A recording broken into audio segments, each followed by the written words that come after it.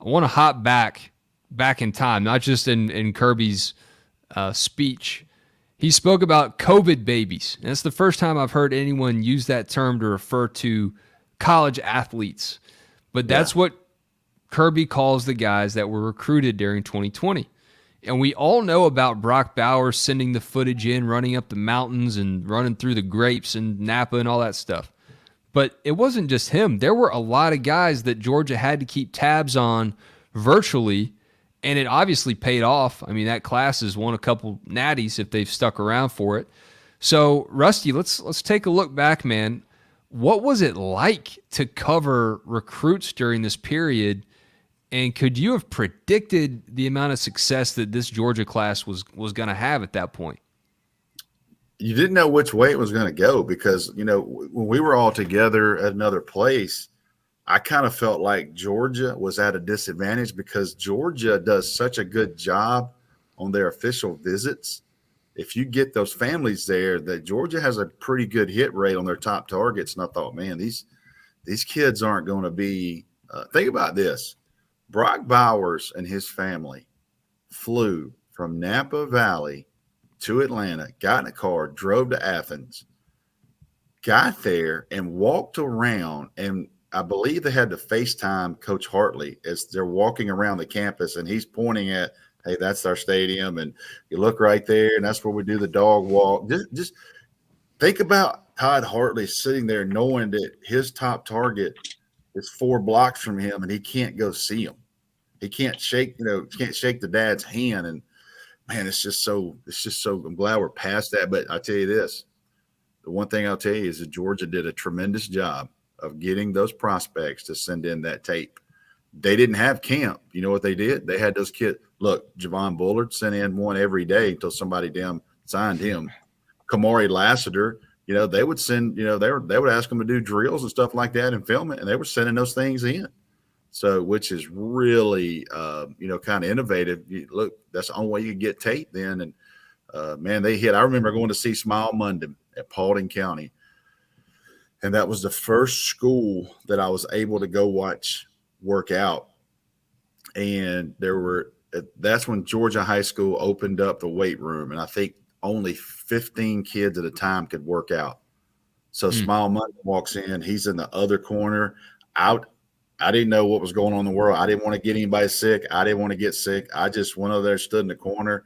I watched Smile Munden work out. I kind of waved at him.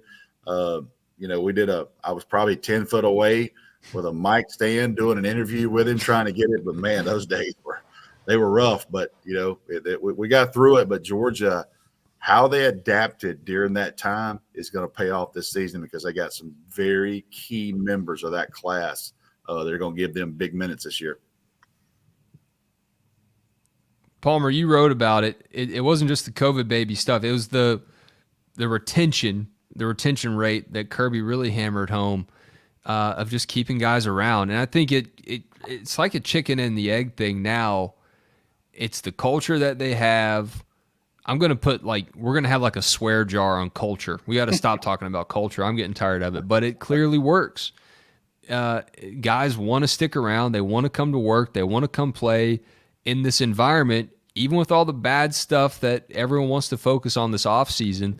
Clearly something's going right because there aren't a ton of guys leaving one way or another unless they're going to the NFL and going to play for the Philadelphia Eagles.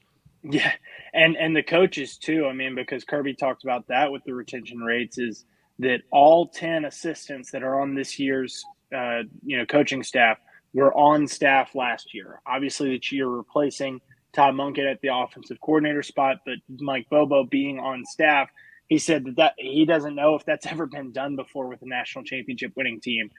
Certainly didn't feel like it with most of those Alabama squads. The turnover there, felt like we were seeing a new offensive or defensive coordinator every year, especially after Kirby left. I mean, the transitions from, Lane Kiffin was there, Sarkisian was there, Kirby was there, Pruitt was there. Obviously they've got 2 new ones this year. So, it's the coaches, it's the kids. It's like you said, it's that C word that they create. They've done a good job of creating environment for these guys that they want to be a part of. Going back to that class of 2021, one thing that I think is particularly interesting with them, and obviously it was a product of the time, in the way that they were able to recruit, but Georgia recruits nationally so well. You couldn't really do that all that well in that class. And obviously they went to California and they got Brock Bowers. But they were 55% in-state in that class. Since 2019, they have been 33% in 19.